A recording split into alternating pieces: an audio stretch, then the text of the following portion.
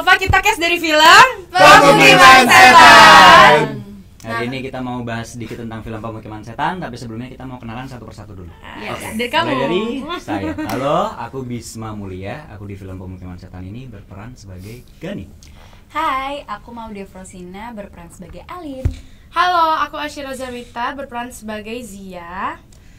Aku Adina Thomas berperan sebagai Sukma. Aku Dava Wardana berperan sebagai Fitra. Yeay.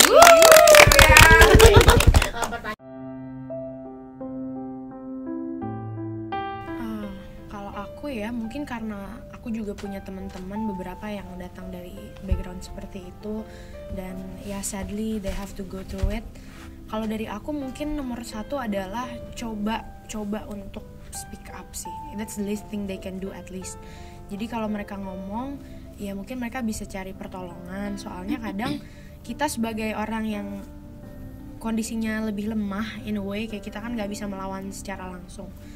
Ya jadi kalau dari aku sih mungkin lebih ke itu, cari pertolongan, jangan langsung bertindak sendiri.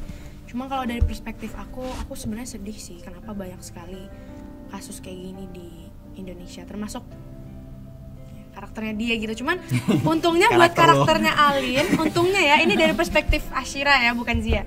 Untungnya aku pas yang udah nonton, kan aku udah nonton ya. Sombong. Mereka belum nonton karena waktu itu nggak datang.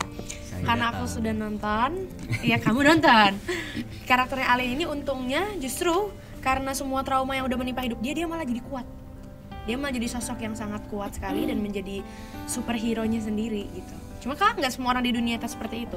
Ada yang ketika ditempa dia malah makin jatuh gitu dan nggak bisa bangkit lagi. Itu sih kalau. Waduh, untungnya aku nggak punya temen yang punya trauma dari keluarga seperti itu sih. Lebih ke nggak tahu ya, di angkatanku lebih banyak kayaknya, nggak banyak sih, kita ada beda banget dua angkatannya, Kak Dinda. enggak, maksudnya di angkatan kuliahku iya.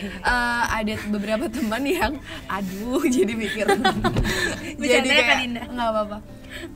Mereka lebih ke pasangan sih, kayak kekerasannya tuh di hubungan relationship gitu, yang menurut aku sangat tidak keren banget ya di umur yang udah 20 ke atas tapi masih punya sikap yang seperti itu. Jadi kalau aku sebenarnya suka nyaranin hal yang sama sih kayak Asyira, kayak speak up aja dan lawan aja sih sebenarnya. Bahkan tinggalkan kalau perlu, kayak sesuatu yang, karena itu hubungan yang bisa dipilih dan ditinggalkan, jadi aku lebih menyarankan untuk ya tinggalkan aja hal-hal yang toxic seperti itu gitu kalau kita sebut. Tapi kalau untuk di keluarga aku nggak punya experience itu, tapi mungkin sama kayak Asyira.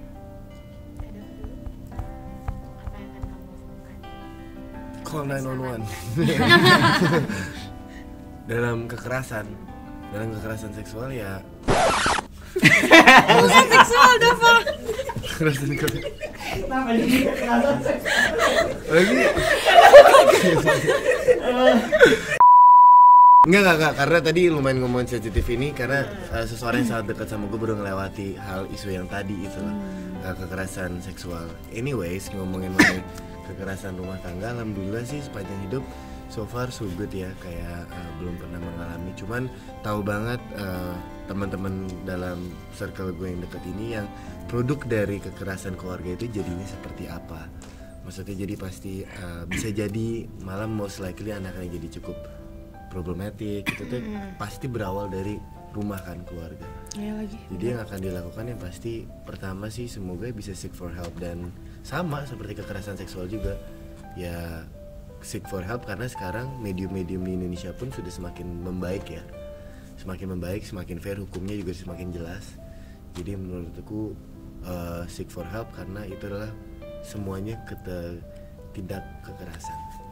Aku jujur aku nggak bisa bayangin, aku belum bisa ngebayangin karena itu bakal meninggalkan trauma ya untuk apa, dan aku nggak bisa menyarankan juga karena aku belum pernah mengalami. Tapi kalau sebagai point of view sebagai teman, mungkin aku akan menekan egoku ya sebagai teman. Even aku lagi punya masalah ataupun ada sesuatu, aku bakal lebih mendengarkan temanku yang mengalami kayak gitu. Karena kalau jangan sampai kecolongan karena aku punya masalah, dia punya masalah, terus kita sama-sama tidak bisa memecahkan masalah siapapun, jadi semuanya terkena masalah dan bisa berdampak makin besar kan. Jadi saranku sebagai teman, kalau ada teman yang gitu seperti itu, kita menekan ego dan cukup di sana aja mendengarkan dia dan menjadi teman sharing, mungkin akan membantu sedikit mental health-nya ya. Itu dalam hal kecil, kalau menurutku sih segitu aja, karena menurutku itu akan sangat membantu.